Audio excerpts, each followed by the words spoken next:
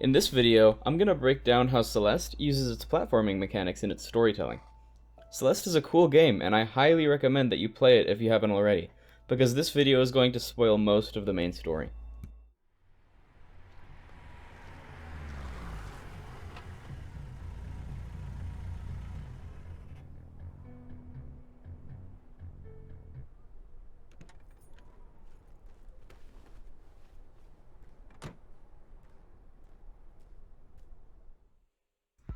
The main character of Celeste is Madeline, who suffers from depression as well as anxiety.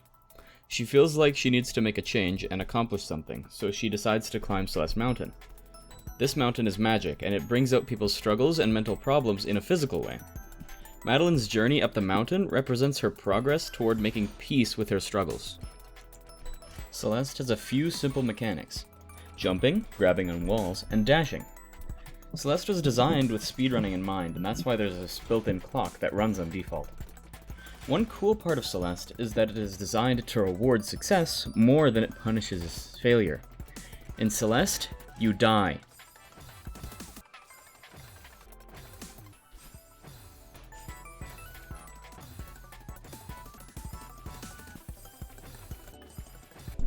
A lot.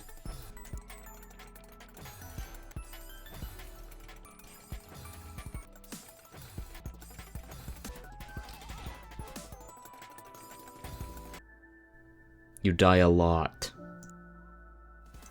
If you think of other platformers, you might think of lives and game overs. But Celeste doesn't have anything like that. The death screen is intentionally fast, so you spend less time waiting because of your mistake, and more time trying again. This keeps the game from getting repetitive if you struggle on a certain screen. The developers also intentionally made most of the rooms in the game short, so that you get a respawn point more often.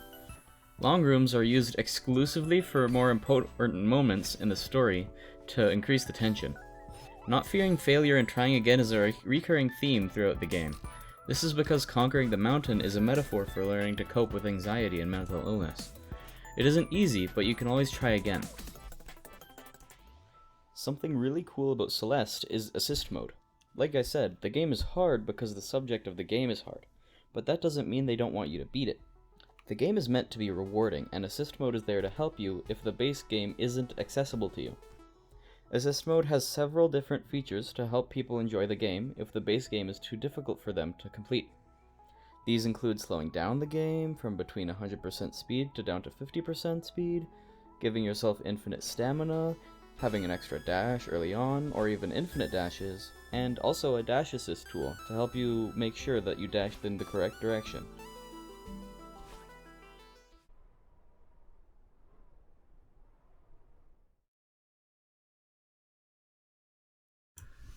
Chapter 1 takes place in an abandoned city. This chapter isn't that long, but it introduces the gameplay really well. Some of the core mechanics of the game are introduced, like optional strawberries, crystal hearts, and B-side cassettes. Everything is open, so the player doesn't feel cramped at all. The music for Chapter 1 is that of a new adventure. Madeline is determined to climb the mountain, and while she is still somewhat nervous, it isn't causing her problems. Each chapter has its own set of gimmicks, and the gimmick for Chapter 1 is zipper blocks. When you stand on or grab a zipper while it is red, it turns green and quickly flies along its path. Then turns yellow and slowly moves back to where it started again. Using these blocks, you can move far quickly. Chapter 1 is like when you start to do something difficult, trying to better yourself. It's always super easy when you start, but it gets harder to keep it up after the novelty of it wears off. In this chapter, Madeline meets Theo, who is also climbing the mountain. Theo meets up with Madeline during the rest of the chapters in the game. He is just trying to find old ruins to take pictures of for his social media.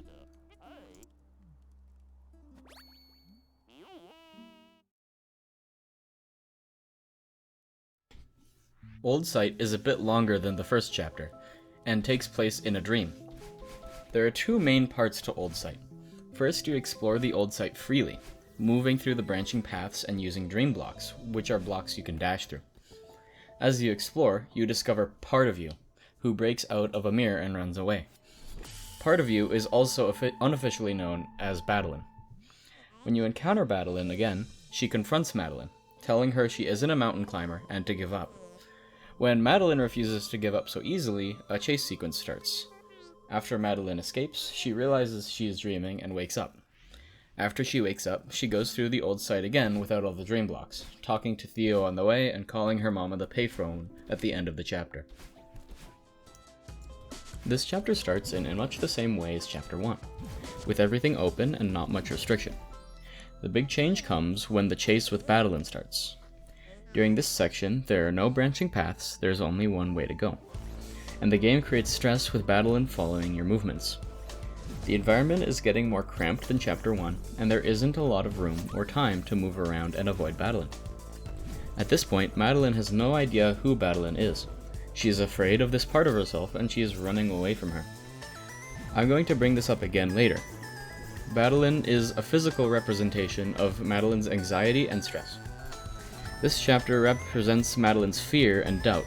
She isn't as confident as she was in Chapter 1.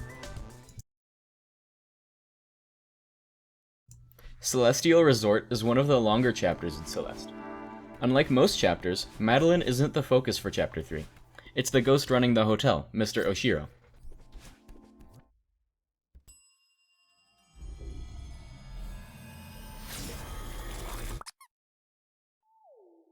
In the past, the Celestial Resort was fully staffed, and Mr. Oshiro was the manager. But when the hotel was forced to close, Mr. Oshiro didn't leave. He chose to try and run the hotel on his own. As you could probably imagine, it's a big task to maintain a huge hotel all on your own, and the hotel has gone downhill. Mr. Oshiro really wants guests to stay at the hotel again, so he tried to get Madeline and Theo to stay at the hotel, since they were the first people to visit in a long time. The main mechanic of Chapter 3 is timing. The hotel is filled with toxic sludge dust bunnies that also move around at different times, and this mechanic is used to represent Mr. Oshiro's stress.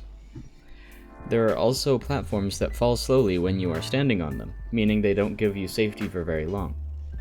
Another mechanic in the level is wormwood, which are surfaces that aren't dangerous at first, but if you ever touch them and then move away, they become more toxic sludge. All the different parts of the level you need to keep in mind are like how Mr. Oshiro has a lot of work to do in the hotel. One great checkpoint of this chapter is called Huge Mess. Huge Mess starts with you going into a big room full of boxes, laundry, and books. Mr. Oshiro panics when he sees the mess and breaks down, and Madeline starts to clean up the mess for him. When this happens, a piano theme starts playing. Madeline is represented by the piano throughout Celeste's soundtrack, and this theme starts as Madeline starts taking over the situation. Every time you clean up another part of the mess, the music evolves. First, Mr. Oshiro's theme of ghostly swooping sounds and light synth starts playing. Then after the second, it is replaced by a more active synth pattern. Finally, when you finish cleaning the room, Mr. Oshiro's theme comes back, but this time with some extra chords, completing the music.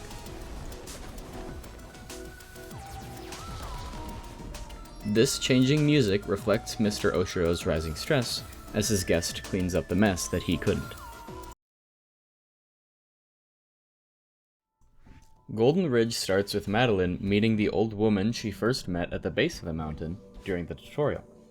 She is surprised Madeline has made it so far and offers her a shortcut back to her car, but Madeline is determined to keep going.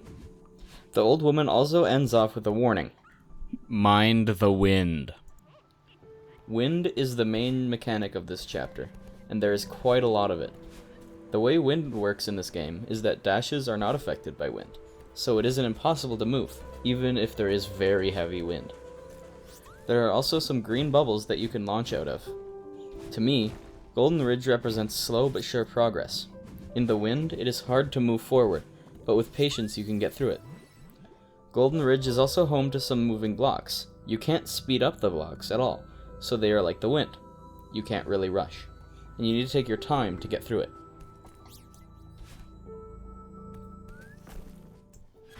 At the end of Golden Ridge, Madeline and Theo try to ride a gondola over a gap, but Madeline appears and the gondola stalls out.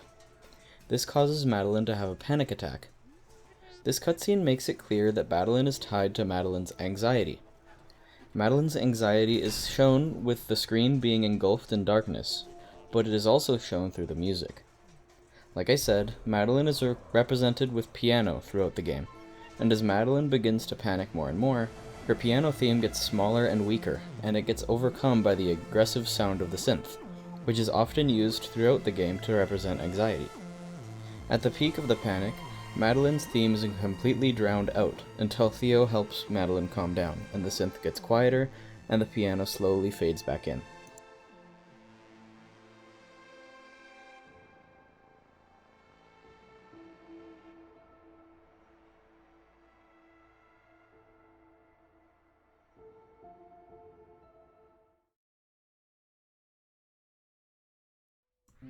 After making it out of the gondola, Theo sees the Mirror Temple and can't help going inside to take some pictures. The Mirror Temple is an ancient building that amplifies the power of the mountain. It brings out the mental struggles of the people inside, physically, to a much larger extent than the mountain alone. The temple is supposed to be very confrontational, and the game brings this out by making the gameplay more uncomfortable and claustrophobic. The temple is also very dark, with lamps you need to light up as you go. With the lighting and the tight spaces, bigger rooms don't feel open and exciting to explore. They are more confusing and easier to get lost in. The gimmicks of this chapter are red bubbles, which are green bubbles that move forever until you dash or hit a wall, and dashing platforms, which are like zippers, but they move when you dash, not when you touch them. This can sometimes make your dash dangerous, which restricts you even more. This chapter also has enemies. They chase after you quickly, and they aren't always easy to dodge. All this together creates a sense of unease and stress as you make your way through the rooms. Theo is also trapped inside the Mirror Temple, and his problems are manifested too. Theo puts a lot of work into his social media, so the temple puts him in a clear crystal and surrounds him with eyes to present how much he cares about how people see him and his social media.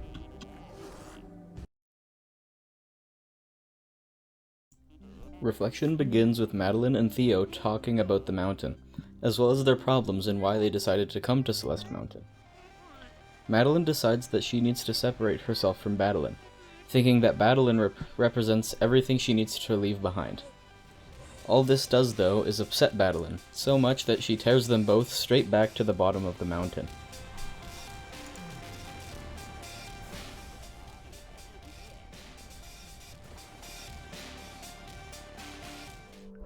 The gameplay at the start of this chapter uses Kevin blocks, which were named after their voice actor.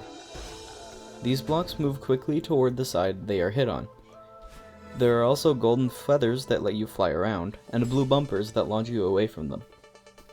Reflection is very open. There are a lot of different routes to progress, and there are no strawberries to collect. After the fall, some of the pressure is off. You've already fallen, so there isn't as much stress as before. Eventually, you encounter the old woman again, and she tells Madeline to find out why Madeline is so scared. Madeline never considered that Madeline could be scared. The old woman also talks about how Celeste Mountain is a place of healing, and that the first step to healing is confronting the problem, and that it is never easy. This conversation describes the game's core message well. The fact that it isn't easy to confront your problems, but it is the only way to fix them. The game isn't hard for the sake of being hard, it's hard because learning to live with our problems is hard. The old woman also tells Madeline that there is no shame in going back to her car. Eventually she will come back when she is ready, just like how there is no shame in failure. Sometimes you just aren't ready yet. In the end though, Madeline decides to confront Madeline again, but this time she isn't trying to get rid of her, she's trying to understand her. The Madeline boss fight is one of my favorite parts of the game. Throughout the entire game, Madeline is afraid of her, running away from Madeline in Chapter 2 and then arguing with her throughout the rest. In this boss fight though, Madeline is the one running away, and Madeline isn't fighting to get rid of her, she is fighting to embrace her. Madeline truly thinks that she is protecting Madeline. Even Theo mentions it at one point, that Madeline might be a twisted defense mechanism. And their rivalry throughout the game ties into Madeline's self-hatred somewhat. That she hates that she can't get over things, and she is always trying to get rid of her depression and anxiety. When Madeline eventually gets tired, she says that she will try to leave, but Madeline doesn't want her to leave anymore. Madeline learns that things won't improve if she tries to leave her problems behind, that she needs to accept them and learn to live with them. At this point, Madeline and Madeline learn to work together, and unlock the Double Dash, as well as Madeline Orbs to launch up quickly.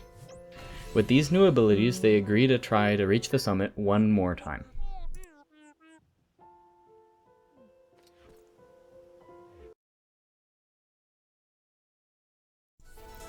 Summit starts from the bottom of Reflection and works up through the other areas of the game. Forsaken City, Old Site, Celestial Resort, Golden Ridge, the Mirror Temple, and finally, the final stretch. The gameplay for this chapter isn't easier, but it is more open by a lot.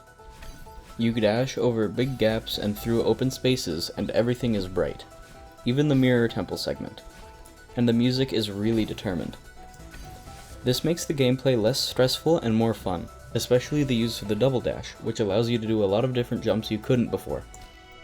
At the end of each section, there is a longer upward room filled with Madeline Orbs, ending with a launch up to the next segment of the mountain. As Madeline and Madeline go up the mountain, they understand each other better and make amends. And as they are about to enter the final stretch, Madeline says that if they don't reach the top, she would be okay with that. But they push forward and finally reach the summit.